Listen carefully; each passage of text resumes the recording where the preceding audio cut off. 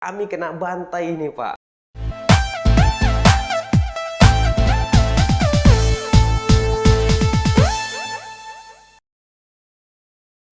Assalamualaikum warahmatullahi wabarakatuh. Salam cerdas.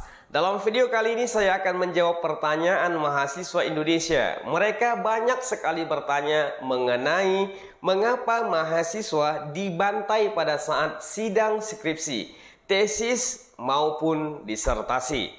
Walaupun sebagian mahasiswa tidak suka dengan istilah dibantai itu, namun istilah ini juga datangnya dari sebahagian besar mahasiswa yang merasa dosen pengujinya terlalu kritis pada saat sidang skripsi itu. Nah, hasil daripada amatan saya ada 7 alasan mengapa dosen penguji itu terlalu kritis kepada mahasiswa yang sedang sidang itu. Apa-apa saja itu? Yang pertama, belajar agar tahu arti dan bagaimana bertanggung jawab dengan tulisan dan ucapan. Nah, sebenarnya dibantai itu atau terlalu kritis dosen penguji itu kepada kita pada saat sidang skripsi itu mengajarkan kepada kita agar kita mengetahui bahwasanya arti daripada tanggung jawab itu sangat besar.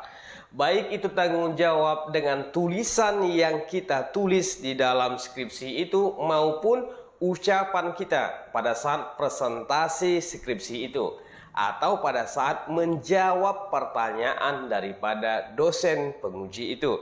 Kemudian yang kedua, menguji sejauh mana mahasiswa paham dengan masalah yang ia teliti.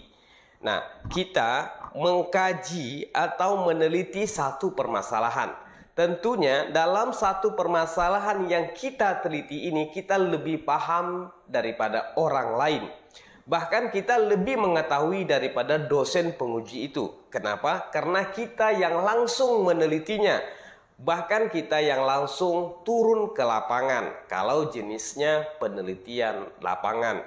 Nah, dosen itu akan selalu kritis kepada kita untuk mengukur sejauh mana nih kita memahami masalah yang kita teliti itu. Nah, ini kan masih wajar sekali sebenarnya. Kemudian yang ketiga adalah membangun sifat jujur dalam diri seorang calon sarjana.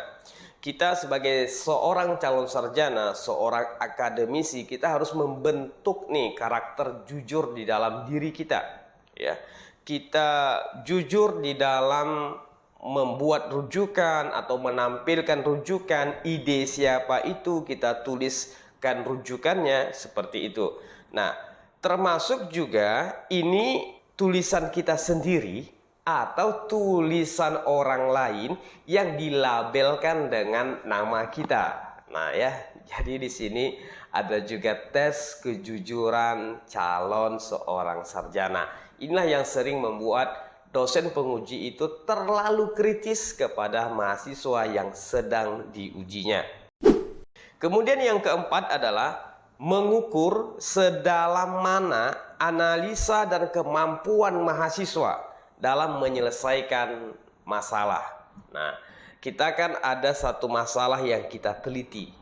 Nah, dosen penguji itu, dia mau tahu sejauh mana atau sedalam mana kita dapat menganalisa permasalahan yang kita sajikan itu. Nah, ini juga termasuk dengan poin yang kedua tadi ya. Sejauh mana kita paham terhadap masalah yang kita teliti itu.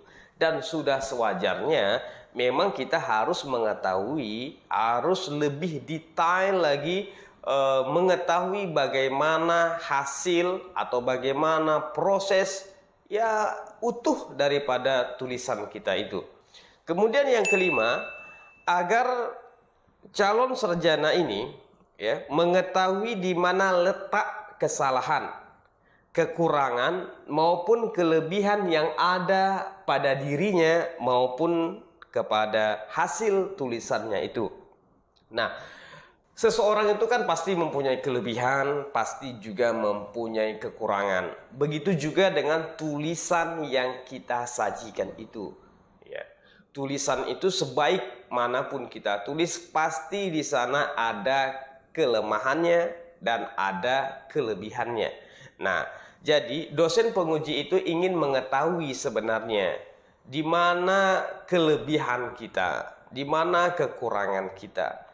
Nah, setelah itu kita menyadari nih sebagai seorang mahasiswa, sebagai seorang calon sarjana, kita menyadari, oh di sini letak kelemahan saya, di sini letak kekurangan saya, oh di sini letak kelebihan saya. Nah, dengan harapan kelebihan itu tetap dipertahankan, ya, kalau bisa terus ditingkatkan, dan kelemahan serta kekurangan itu ya ditutupi secara perlahan, baik dari segi tulisan, dari segi cara berbicara presentasi, ataupun dari segi bertanggung jawab terhadap apa yang ditulis dan apa yang diucapkan. Kemudian yang keenam, menjadi bekal bagi membentuk pola pikir seorang sarjana. Nah, kita menjadi seorang sarjana harus mempunyai bentuk, mempunyai karakter cara kita berpikir. Secara umum, calon sarjana itu diminta agar dapat kritis terhadap satu permasalahan.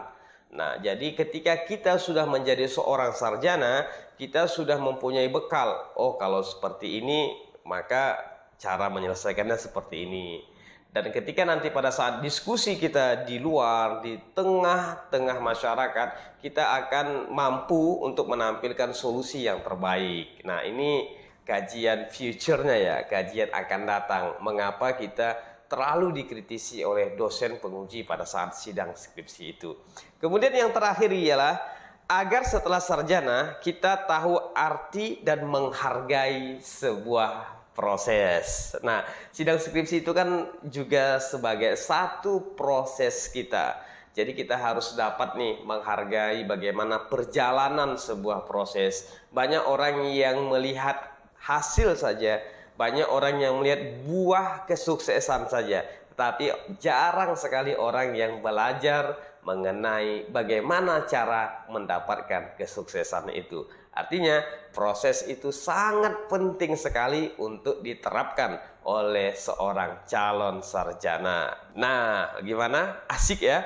Nah, jadi inilah saya pikir ya hasil amatan saya mengenai mengapa sih dosen penguji itu terlalu kritis. Bahkan ada mengeluarkan istilah kami kena bantai ini Pak. Nah, sebenarnya bukan kena bantai, tapi ambillah hikmahnya. Ada pelajaran yang sangat positif yang bisa kita ambil dari sidang skripsi itu. Baik, demikian yang dapat saya sampaikan. Mudah-mudahan keterangan ini membangkitkan motivasi kita semua dan membentuk karakter kita yang lebih baik lagi. Wassalamualaikum warahmatullahi wabarakatuh. Salam cerdas.